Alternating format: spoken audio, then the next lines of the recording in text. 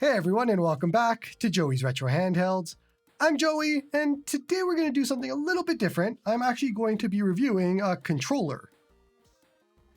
Yeah, it's this one. It is the HEXGAMING PHANTOM controller, and it looks like a DualSense Edge or DualSense 5, except on steroids, essentially. So there is 4 remappable back buttons. There's 6 switchable controller profiles. You have the ability to use analog or digital triggers when you move this little slider over, and suddenly, there you go. Put it back. There you go. There's interchangeable thumbsticks. It's got grippy textures on the back, and it weighs less than a DualSense Edge. But this all costs $249 US. So let me just say right off the bat, I have never used a DualSense Edge. I've never used an Xbox Elite controller.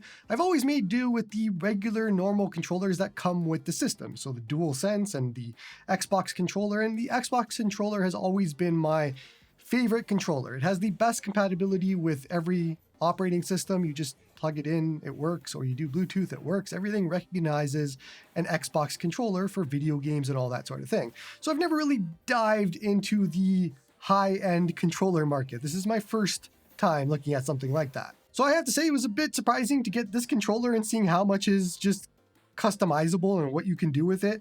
You can swap out the sticks, you can change the analog triggers like I mentioned before, there's the back buttons, you can even play around with the Hall effect adjustment if you want to connect a ribbon cable to this thing. And it all comes with this, so you have it all in the box and you can just go to town on this and make it your own. Now, in the actual box, there is no stick attached when it comes, so you have 8 different thumbstick options that you can put on, and you can swap in depending on how you want. There's also one of the longest charging cables in the world. It is a USB-A to C charging cable, and it is super long. It just keeps going. There's a package of joystick protector rings, which you can add on. There's a whole bunch of them, so you have a bunch of different options and things to choose from. Like I mentioned before, there's the joystick Hall effect adjustment tool, and this is definitely for advanced users. I don't even think I'm going to make use of this myself, but you essentially connect it through a ribbon cable to this device, and you can adjust the joystick Hall effect stuff on it. It is super weird, but super cool that you can do it. And lastly, there's the box full of 8 thumbsticks, and I got a little bit of choice paralysis when deciding which sticks to actually use, so I kind of went through them all, just checking them out and seeing what they were like. There are some long ones in this box, and then there's the short ones that are like the normal DualSense, and that's what I ended up sticking with. But there's tons of options here, and you can mix and match to whatever you want. If you want the right stick to be shorter than the left stick, or vice versa, and all of that. Again, for today, I'm just going to use the ones that are like the DualSense. I like them shorter in that way, so that's what I'm going to stick with. Now, this model here is the Hall effect version for $10 more than the non-Hall effect version, going by Amazon's pricing. So if you want that, it is available to you. For $10 more to get Hall effect, I would probably say that's worth it, especially if you're in already the $200 price point market.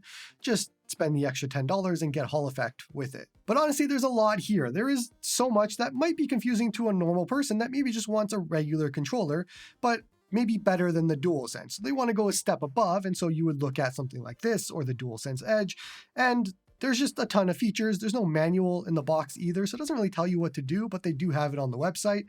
But honestly, it is a controller at the end of the day, so it does controller things. It's the exact same as the DualSense.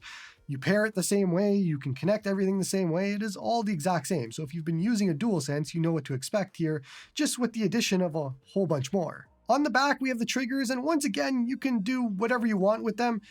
There's the built-in trigger stops, so if you want long or short trigger options, which I'm told that a lot of people like short for shooters.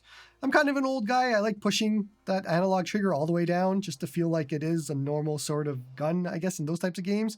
But the kids these days need that instant push. Either way, you do have options on both sides, so you can customize it how you want.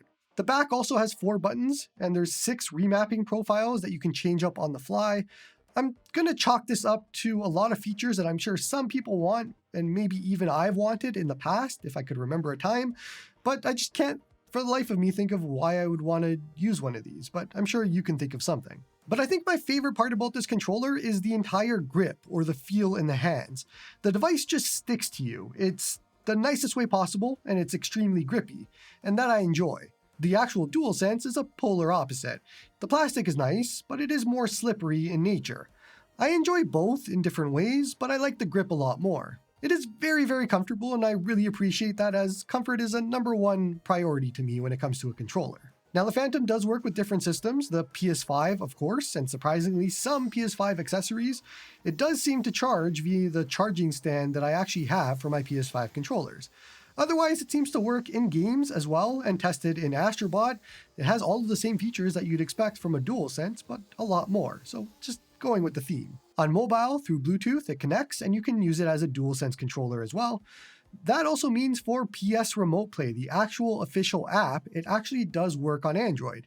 And so you can use it as you would normally a DualSense controller. On PC, it's seen as a DualSense wireless controller, and so for the sake of saying the exact same thing over and over again, it is an absolute DualSense in every way, shape, or form. Now, on the battery life front, the Phantom is about 3 to 6 hours, and that's what they advertise, and that's what I've kind of been seeing, about 3 to 4 hours personally in my tests. The DualSense is 6 to 12 hours. The DualSense Edge is advertised as 6 to 7 hours. Now, again, I don't have the DualSense Edge, so I can't confirm 6 to 7. I can confirm that the DualSense does last about 6 to 12. I've gone a full most day playing with that thing.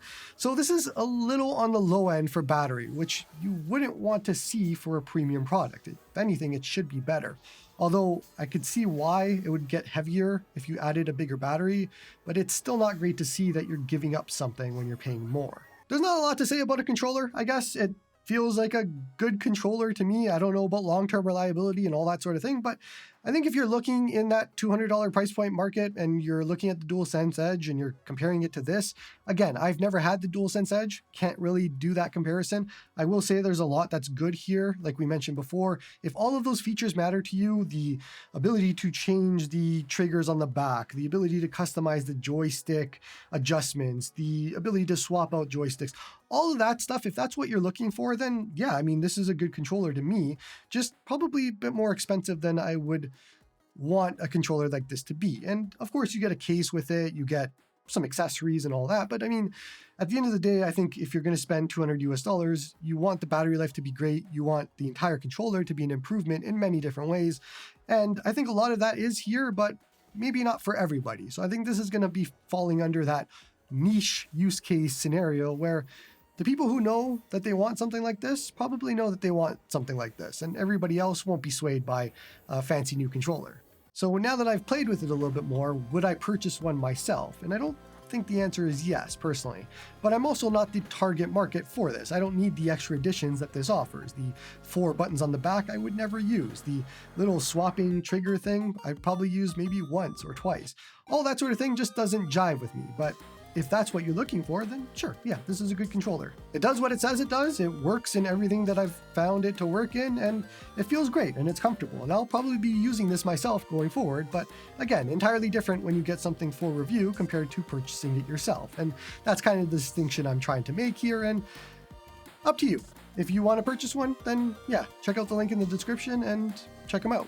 That's going to be it for this one. Don't forget to like and sub to help the channel grow. Come join me on the Discord to talk all about retro handhelds and I guess controllers nowadays. Support me on Patreon if you like my stuff.